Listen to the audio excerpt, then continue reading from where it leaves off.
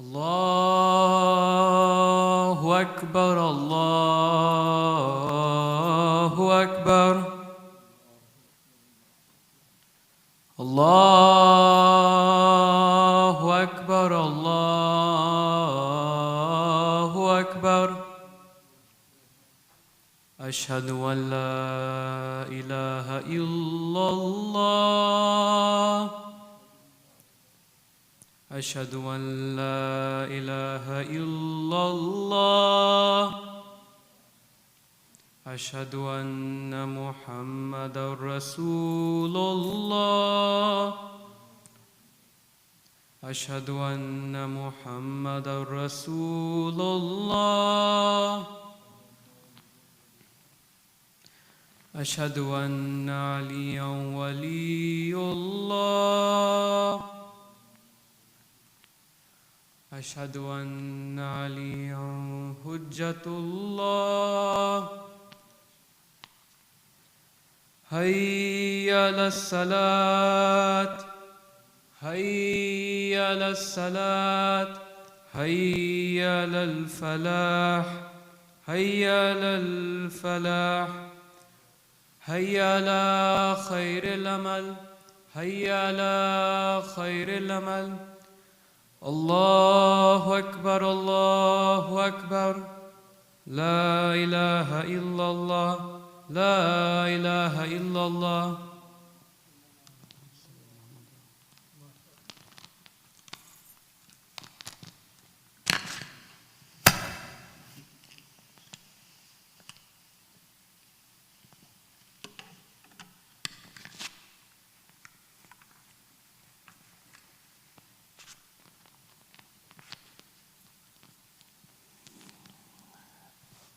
أعوذ بالله من الشيطان الرجيم بسم الله الرحمن الرحيم الحمد لله رب العالمين بارئ الخلائق أجمعين والصلاة والسلام على أشرف الأنبياء والمرسلين سيدنا ومولانا أبي القاسم محمد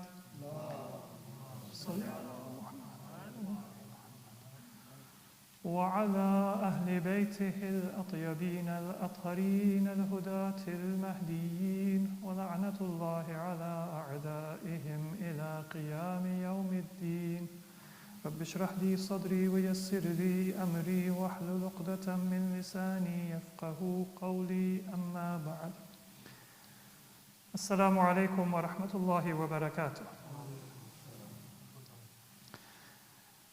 Last week, we discussed a little bit about the Islamic teachings of food and drink, and the adab and the recommendations of our consumption of food and drink to sustain our body, and also for our religious and our spiritual goals. Today, we will continue in that discussion of the teachings of Ahlul Bayt about how to live our lives and how to take care of our Sallu ala Muhammad wa ali Muhammad, and to take care of our physical and our religious responsibilities and well-being. And one area that's important is our dress, our clothing. In our society and in our culture, generally clothing is seen as a form of expression. So I want to wear what I like, what feels comfortable, maybe what's popular among my friends or my peer group, and I want my clothing to be an expression of my individuality.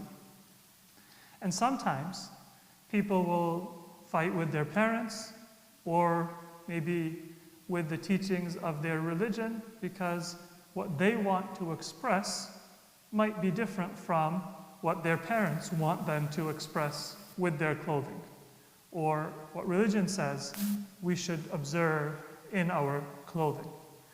Islam gives us a slightly different priority with clothing. rather than being an expression of our individuality, our clothing is first and foremost an expression of our being a servant of Allah subhanahu wa ta'ala. It is an expression of our spirituality. And of course, part of our spirituality is our individuality, because I am an individual. And that is why I can't say, inshallah, Brother Khalid will do my prayers for me today. And maybe even I'll say that you do Fajr for me, it's hard for me to wake up, and I'll cook you dinner. Why can I not do that?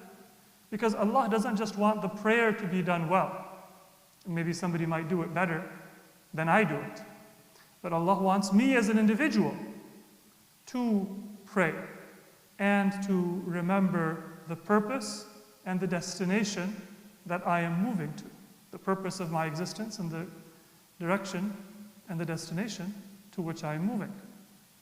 So our spirituality includes our individuality, but it also includes our connection to each other. And that is why, although I can't tell you to do my prayer for me, it's very highly recommended for us to come together and pray together in a congregation, because it is my individuality and it is also my connection to a community of fellow believers.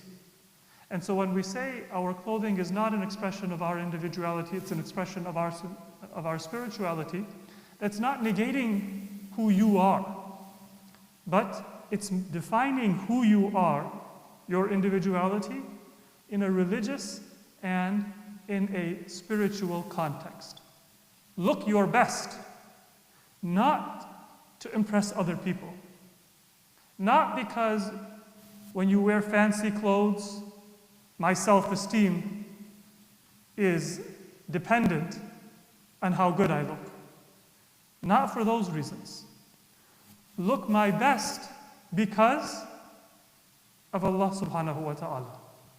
He is the most beautiful and the best of creators, ahsanul khaliqeen, and therefore when I am entrusted with one life and one body, I should want to preserve and reflect the beauty, the mercy, the perfection of Allah to the extent that it is possible for me to do so. And of course that means that between my dress and my character, which is more important? My character. But my dress is also important. And the Quran expresses that وَلِبَاسُ التَّقْوَى ذَلِكَ خَيْرٌ. The best dress, the best clothing you can wear is the clothing of taqwa. The clothing of good character. Why is that? Because your clothing defines you, introduces you, protects you. And that which defines and introduces and protects you better than anything else, better than your uniform or your clothing, is your character. But also, when you wear clothing, make sure that taqwa is a big part of your choice of what to wear and how to wear it. So we don't shoplift. We don't wear clothing, for example, that has an advertisement for a gambling house or a casino or alcohol on it. No matter how comfortable it might be, no matter how popular it might be.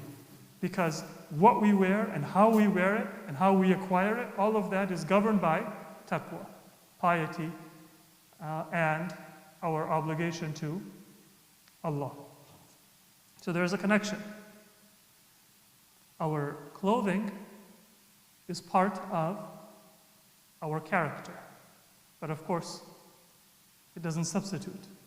And so I can wear the clothing that is associated with Islam, a turban, a cloak, and I can even put on a ring, have a beard, have a tasbih, and maybe for a lady have an abaya and a very complete hijab.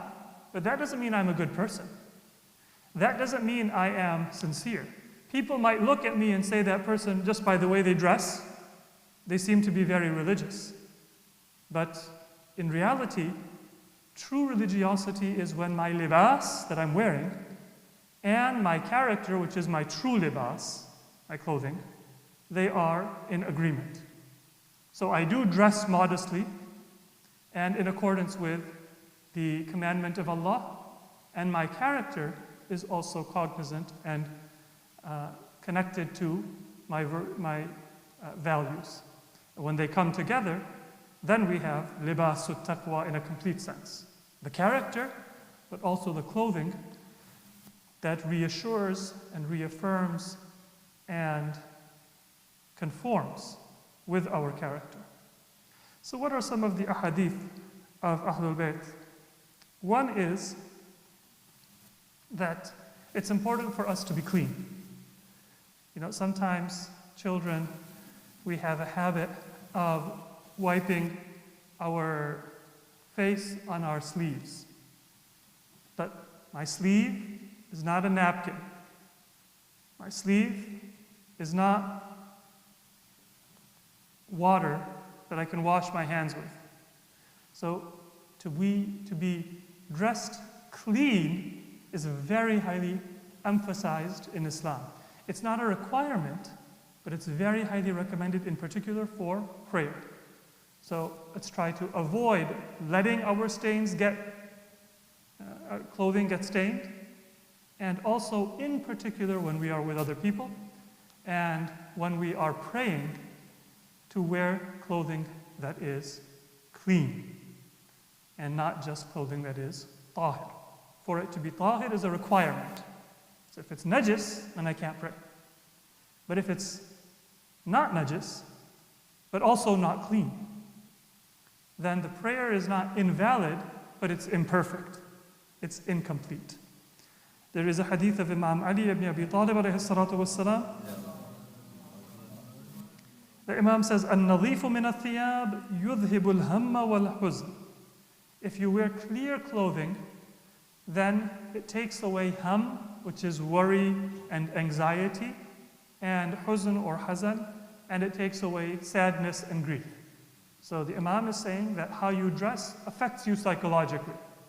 And if you are feeling down, if you're feeling anxious, then wearing clean clothing and taking care of your grooming, ironing it, making it look the best. It doesn't have to be expensive clothing, it doesn't have to be fancy clothing, but if it's clean, if it's well taken care of, that will help your emotional and psychological state. Because, of course, Islam wants us to think about our psychological health and our emotional well-being. That's just one part, though. Then Imam Ali continues, وَهُوَ طَهُورٌ لِلصَّلَاةِ. And this is also one of the ways that you purify yourself for your prayer, is to wear clean clothing. It's not required, but it's part of your prayer. And this is a very beautiful example of how Islam wishes our grooming and our spiritual well-being to come together. Your emotional health will be affected by your clothing, but also this is tahara or tahur for your prayer. So those two are not separate. They come together. We also have teachings that come to the utility of our clothing. Now, unfortunately, many people are style conscious or fashion conscious, and they want to dress in a way that looks good, even if the clothing is not good for them. So sometimes people will wear shoes that make them look taller. And those shoes might not be comfortable. The shoes might not be good for your feet or for your body, but they seem to be stylish. Or very narrow shoes that squeeze the toes together. Or clothing, sometimes that is tight and doesn't let the body breathe. So there's various kinds of styles for clothing, for apparel, that are about how it looks, but not whether it's good for you. In one hadith, Prophet Muhammad sallallahu alaihi wasallam, he says, "Man ittakhadha na'lan falyastajidha." When you purchase shoes, then get good shoes. Yastajidha, meaning they should have juda, and juda means they should be good. So whatever is available to you within your budget, if you're getting sneakers, if you're getting dress shoes, if you're getting slippers to wear around the house, na'al, then don't just look for style, but get something that is good to your feet. Because we believe that our body is the property of Allah. And we don't have the right to abuse the property and the trust of Allah. وَمَنِ اتَّخَذَ صَوْبًا فَلْيُنَظِّفْهُ. And the Prophet ﷺ says, when you have clothing, then keep that clothing clean. So your shoes, your clothing, they should be clean, and they should be chosen in a way and kept in a way that is good for your body. Function should not be sacrificed for the sake of fashion. Sallu ala Muhammad wa ali Muhammad. Now there are a number of teachings from Ahlul Bayt also about wearing our clothes. And let me look at a few of these ahadith. One is from Prophet Muhammad sallallahu alayhi wa alihi. The Prophet says, إِذَا خَلَعَ أَحَدُكُمْ ثِيَابَهُ فَلْيُسَمِّي. That when you take off your clothes or you change your clothes, then say Bismillahir Rahmanir Rahim. Mention the name of Allah. Partially that is a reminder that this is a gift from Allah. If we have multiple articles of clothing, sometimes we feel like we don't have enough clothes. Sometimes we feel like we don't have anything new, and people might say that I saw you wearing this last week or last time we met. But in reality, for much of human history, clothing was a very big expense. Especially before modern industry, many people were not able to afford clothing. In the early days of Islam, one of the ways that people would pay somebody, compensate somebody if there was a wrongful death, they would pay diyat, the blood money, if they caused an accidental death of somebody. One of the ways they would pay that is through articles of clothing, because clothing was an asset. And many people would not be able to afford sufficient clothing, or they had one article of clothing.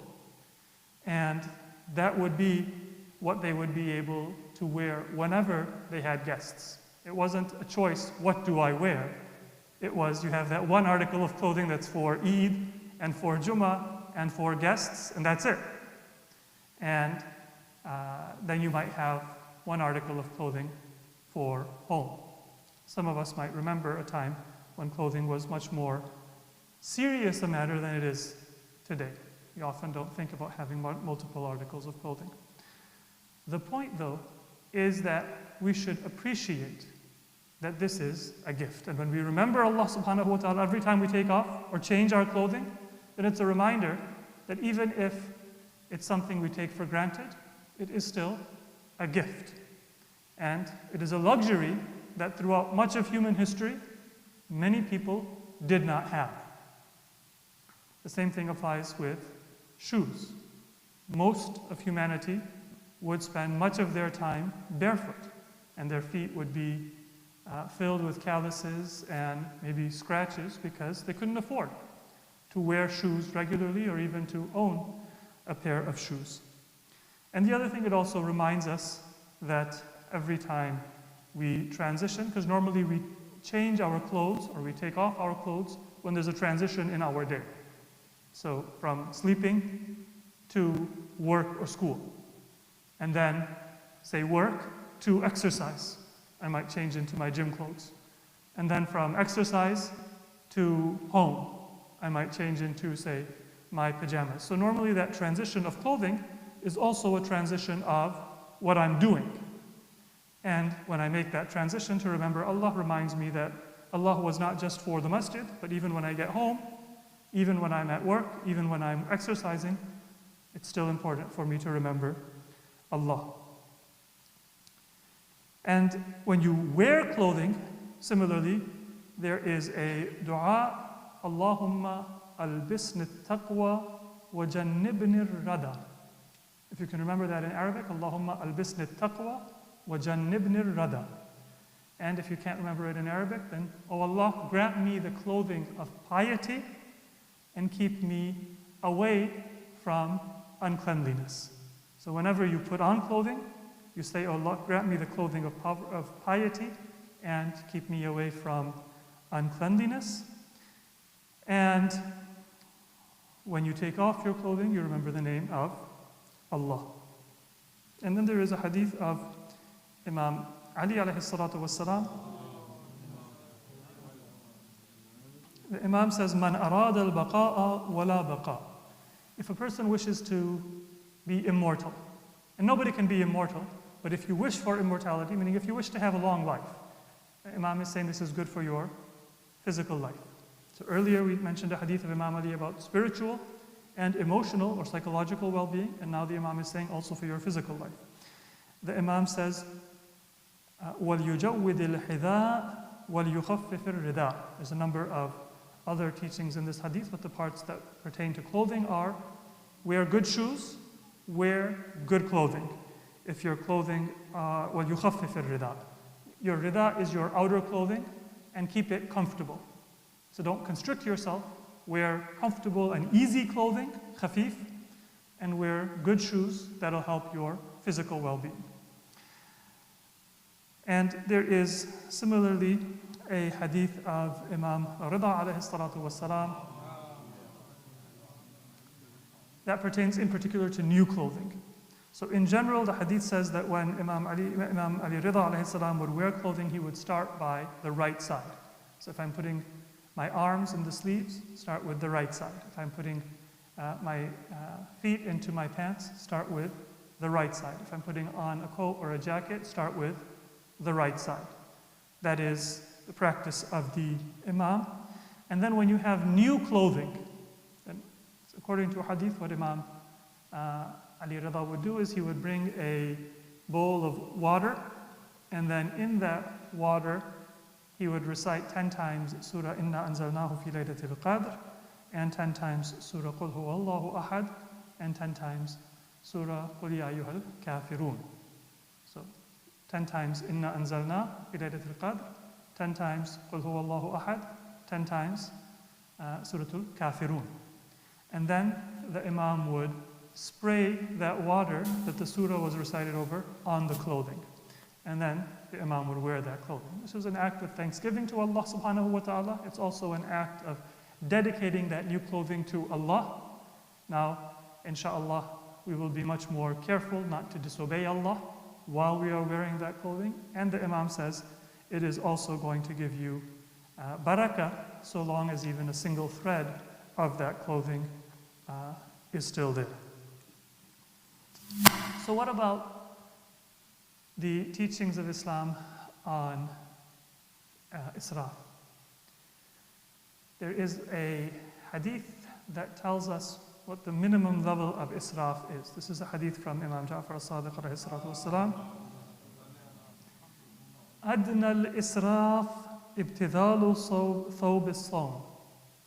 The minimum level of israf, which is wastefulness, is ibtidalu thawb as-sawm, to take the clothing that is your fancy clothing and to wear it casually.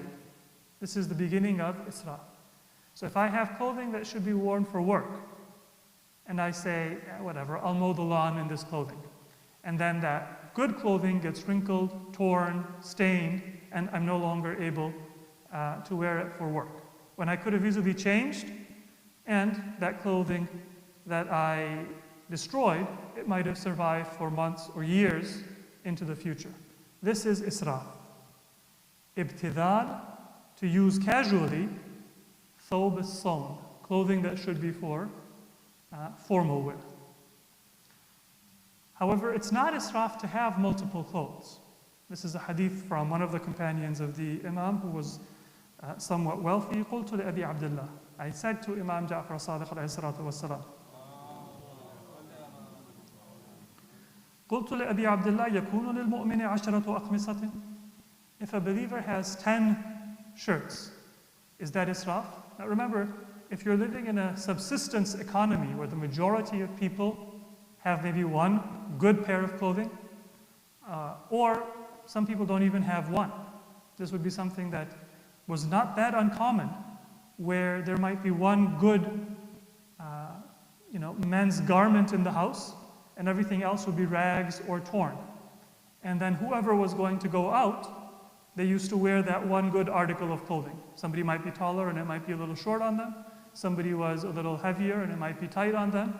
But that's the one coat that they would wear when somebody had to go out in the winter. It's not that I have a coat and my father has a coat and my brother has a coat and we each have something that suits us or fits us. This was not uncommon in the time of the Imam. Ishaq ibn Ammar says, if a person has 10 shirts, is this israf? So this is something which they assumed, maybe there's a limit to what is israf. And the Imam says, na'am, this is not forbidden. Then the companion says, wa 20. What if I have 20 shirts? Is that israf? And even today, that might be on the higher end of what most people would have 20 separate garments, separate shirts. قال نعم. The Imam says that's not a problem as well. It's not prohibited. ليس ذلك من السرف. This is not wasteful. Now, of course, if you're just collecting shirts, and you have 20 shirts that you never wear, then that's israf not because of the quantity, but because you don't have a need for it. There will definitely be a better use for money than just to put clothing in your closet that you're not going to wear. But the point that the Imam is making is it's not the quantity that is the standard of israf. There might be a quantity that is israf, and maybe for me it's 10. Maybe for somebody else it is 20. But it's not 10 or 20 shirts that makes it israf. What is it that makes it israf? The Imam says, إِنَّمَا الصَّرَفُ أَن يُجْعَلَ ثَوْبُ صَوْنِكَ ثَوْبَ بِذْلَتِكَ. If you don't take care of your clothing, and you wear your fancy clothing, your outdoor clothing, your work clothing, whatever it might be, at home. So now I crumple it up, and I wear it out before it's time. Even if I only have one shirt, but I abuse it, that's israf. And if I have 10 shirts, and I use them well, I take care of them, then it's not israf. So the message that we get from Ahlul Bayt is taking care of your clothing is a requirement to not be among al-musrifin, those who are ungrateful and wasteful of the bounties that Allah subhanahu wa ta'ala has given them. A few more ahadith about recommended clothing, and then inshallah we'll complete the discussion of our apparel in the coming week. According to a hadith from Prophet Muhammad sallallahu alaihi wasallam, the best clothing to wear is white. That is ahsan al-libas, and this is why it's chosen for the deceased. We put dead people, we wrap them in a shroud that is white. The reason for that is that according to Islam, white is the best clothing. And so it's also good for us to wear that when we are alive. It can also serve as a reminder that in the end, we are all going to die. Then there are ahadith that tell us it's recommended to wear suf, which is wool. That's one of the types of clothing that is recommended. There are also some benefits that people say are found in wool. It's antimicrobial, it's hypoallergenic, and other benefits. It's recommended in ahadith. A large number of ahadith recommend wearing cotton. Ilbasu min al-qutn, wear cotton, that is the clothing of the Prophet and the clothing of Ahlul Bayt. And then there are ahadith that also speak of the recommendation of wearing linen. But these were fabrics that were sometimes a little bit expensive. But if we are going to spend our money, then to spend money on good clothing and clothing that is good for our body, that lets our body breathe and stay healthy, that is a good expense. Something that Islam encourages. Of course, we do so without extravagance, we do so without showing off, and we do so while we take care of what we purchase so that it has a good duration, a lifespan. And then, final two ahadith. One is that the day to wear your best clothing is Friday. So today is the day to wear your best clothing because this is a special day for Muslims. And the other time to wear your best clothing, if you like to dress up, then the time to wear your best clothing is when you pray. And this is a hadith from our second Imam, Imam Hassan ibn Ali. Hadith says that when Imam Hassan would wear when he would stand up to pray, he would put on his best clothing. That's when he would wear his best clothing. And people say that, why are you doing this? And the Imam responded, and this is a general teaching which applies to our prayer, but it's not limited to our prayer. Inna Allaha jamilun yuhibbul jamal. Allah is beautiful, and Allah loves beauty. So when you pray, if you have a prayer room in your house, if you have a masjid that you go to, then try to make that space not just functional and practical, but beautiful. Wear your best clothing.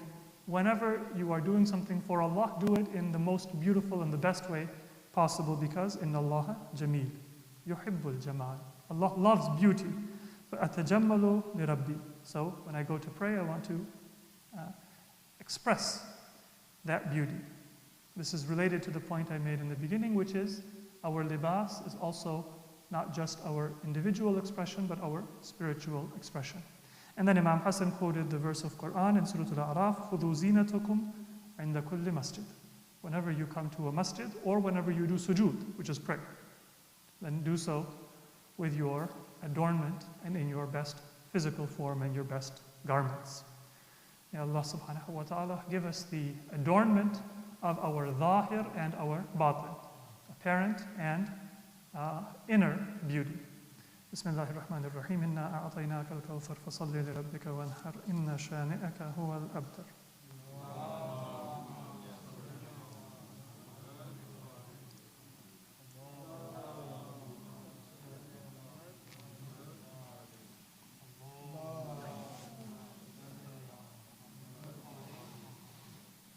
بسم الله الرحمن الرحيم الحمد لله رب العالمين والصلاة والسلام على سيدنا ونبينا أبي القاسم محمد وعلى أهل بيته الطيبين الطاهرين لا سيما علي أمير المؤمنين وعلى فاطمة الزهراء سيدة نساء العالمين وعلى الحسن والحسين وعلي بن الحسين ومحمد بن علي وجعفر بن محمد وموسى بن جعفر وعلي بن موسى ومحمد بن علي وعلي بن محمد والحسن بن علي والحجة بن الحسن القائم المهدي صلوات الله عليهم أجمعين. صلوات.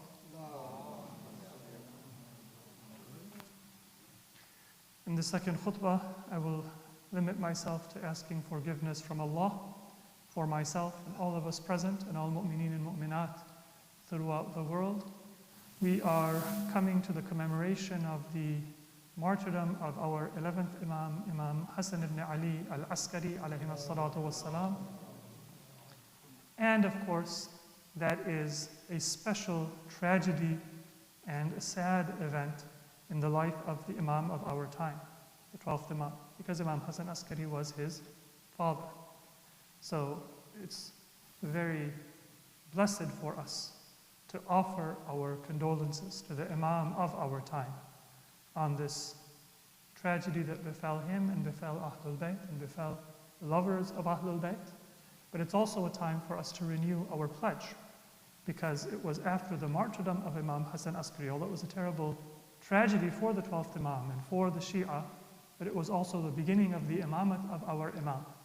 So as we offer our remembrance and our condolence, we also should offer our allegiance and our commitment to the Imam of our time, that we are honored to be his followers, inshallah, and we pray for his appearance and for the spread of his mission throughout the world. Bismillahir Rahmanir Rahim. Inna Allaha ya'muru bil adli wal ihsani wa ita'i dhil qurba wa yanha 'anil fahsha'i wal munkari wal baghi ya'idhukum la'allakum tadhakkarun. Sallu ala Muhammad wa ali Muhammad.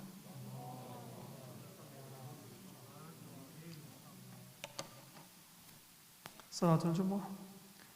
الله أكبر الله أكبر، أشهد أن لا إله إلا الله، أشهد أن لا إله إلا الله، أشهد أن محمدا رسول الله، أشهد أن محمدا رسول الله، أشهد أن عليا ولي الله. حي على الصلاة، حي على الصلاة، حي على الفلاح، حي على الفلاح، حي على خير العمل، حي على خير العمل.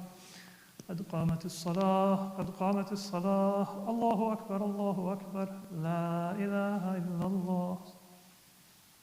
الله أكبر.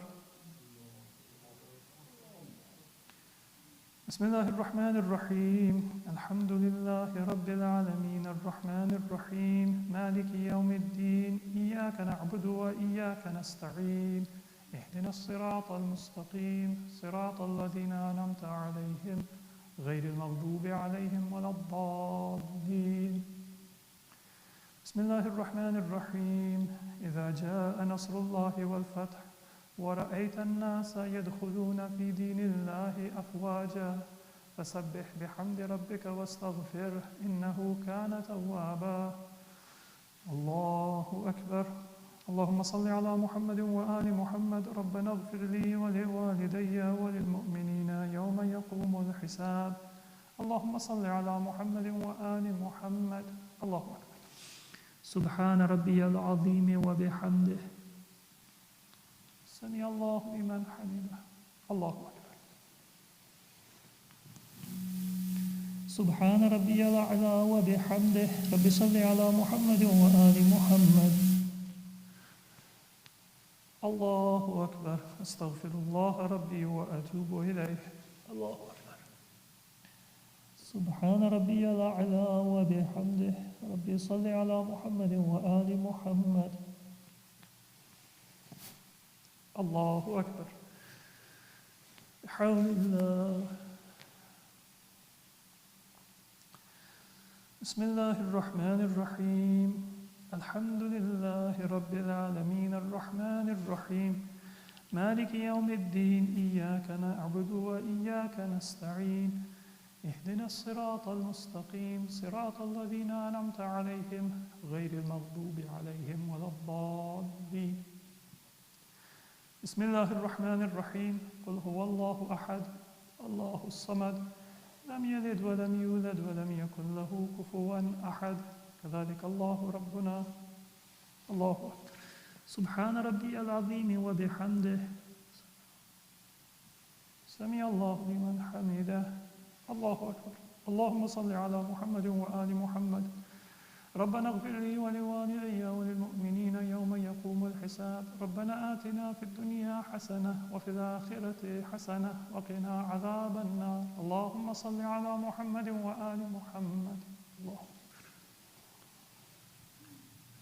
سبحان ربي الأعلى وبحمده. رب صل على محمد وآل محمد. الله أكبر. أستغفر الله ربي وأتوب إليه. الله أكبر. سبحان ربي الأعلى وبحمده. رب صل على محمد وآل محمد. الله أكبر. الحمد لله. أشهد أن لا إله إلا الله وحده لا شريك له، وأشهد أن محمدا عبده ورسوله. اللهم صل على محمد وآل محمد. السلام عليك أيها النبي ورحمة الله وبركاته. السلام علينا وعلى عباد الله الصالحين. السلام عليكم ورحمة الله وبركاته.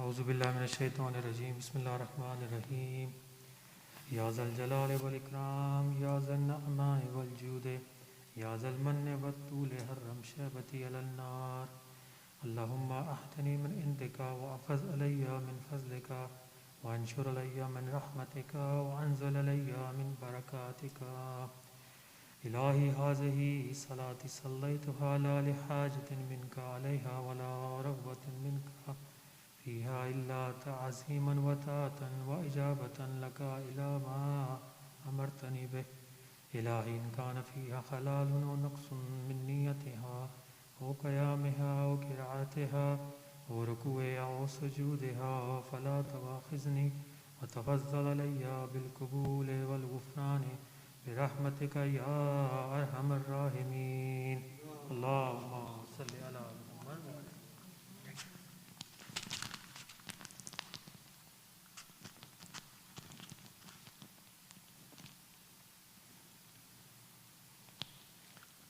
صلاة العصر. الله أكبر الله أكبر. أشهد أن لا إله إلا الله أشهد أن لا إله إلا الله أشهد أن محمد رسول الله أشهد أن محمد رسول الله أشهد أن عليا ولي الله حي على الصلاة حي على الصلاة حي على الفلاح حي على الفلاح حي على خير العمل حي على خير العمل قد قامت الصلاة قد قامت الصلاة الله أكبر الله أكبر لا إله إلا الله الله أكبر. بسم الله الرحمن الرحيم.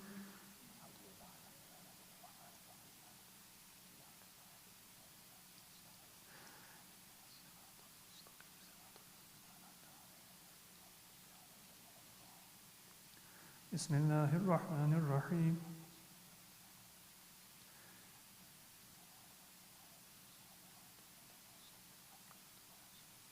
الله أكبر. سبحان ربي العظيم وبحمده رب صل على محمد وآل محمد سمع الله لمن حمده الله أكبر.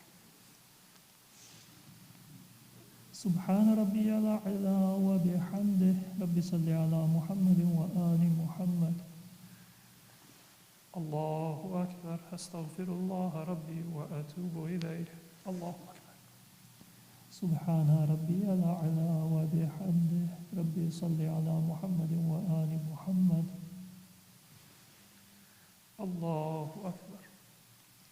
بحول الله. بسم الله الرحمن الرحيم.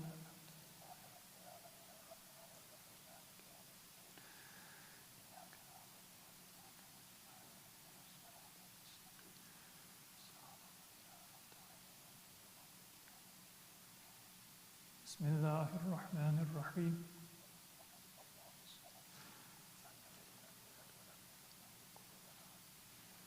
الله أكبر. اللهم صل على محمد وآل محمد. ربنا اغفر لي ولوالدي وللمؤمنين يوم يقوم الحساب.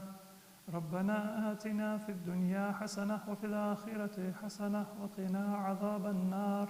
اللهم صل على محمد وآل محمد.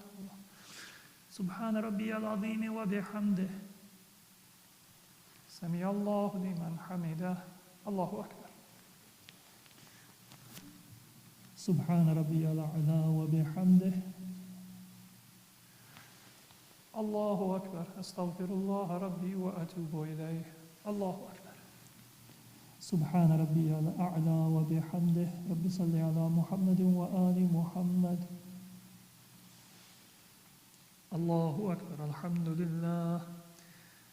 أشهد أن لا إله إلا الله وحده لا شريك له وأشهد أن محمدا عبده ورسوله. اللهم صل على محمد وآل محمد.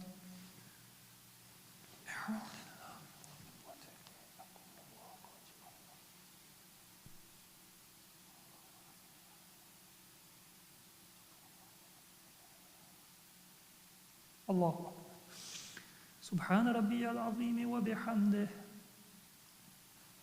سمع الله لمن حمده. الله أكبر. سبحان ربي الأعلى وبحمده. ربي صل على محمد وآل محمد. الله أكبر. أستغفر الله ربي وأتوب إليه. الله أكبر. سبحان ربي الأعلى وبحمده. ربي صل على محمد وآل محمد. الله أكبر. حول الله.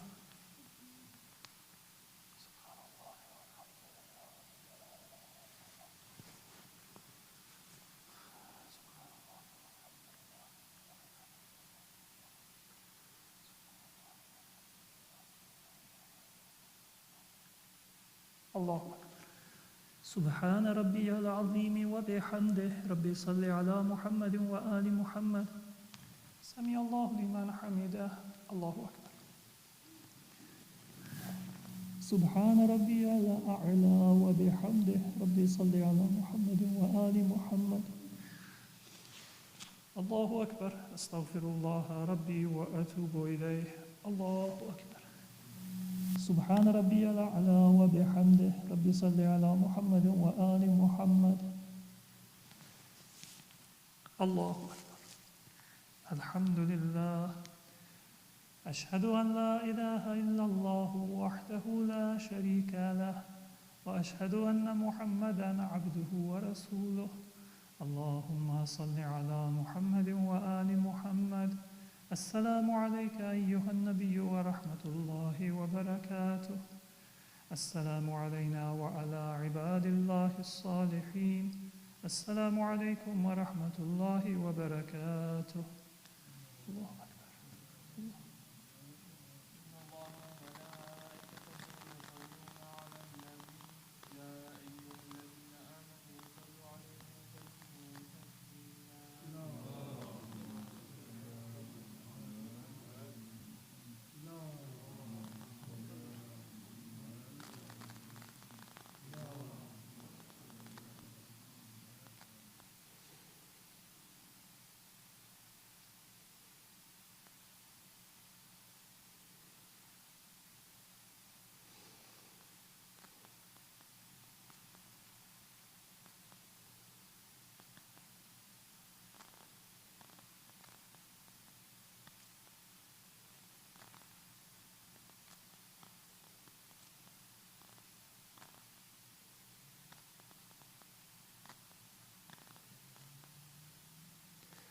بسم الله الرحمن الرحيم. اللهم إن مغفرتك أرجى من عملي، وإن رحمتك أوسع من ذنبي. اللهم إن كان ذنبي عندك عظيما فعفوك أعظم من ذنبي. اللهم إن لم أكن أهلا أن أبلغ رحمتك فرحمتك أهل أن تبلغني وتسعني، لأنها وسعت كل شيء برحمتك يا أرحم الراحمين.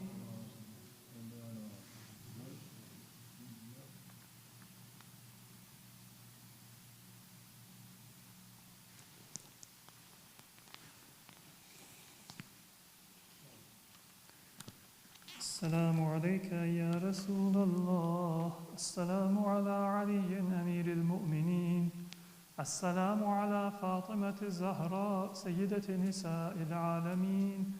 السلام على الحسن والحسين سيدي شباب أهل الجنة. السلام على الأئمة المعصومين من ذرية الحسين. السلام عليكم جميعا أهل بيت النبوة ورحمة الله وبركاته. اللهم صل على محمد. Just an announcement that tomorrow, inshallah, there will be a majlis for Imam Hassan Askari, alayhi salam, that will be in Urdu, and that will be broadcast on our YouTube channel at 7:30. There will also be an English majlis tomorrow on our YouTube channel at 4 p.m. and Sunday at 3 p.m. So you're welcome to join us, inshallah, in those majalis and commemorations. Salawat.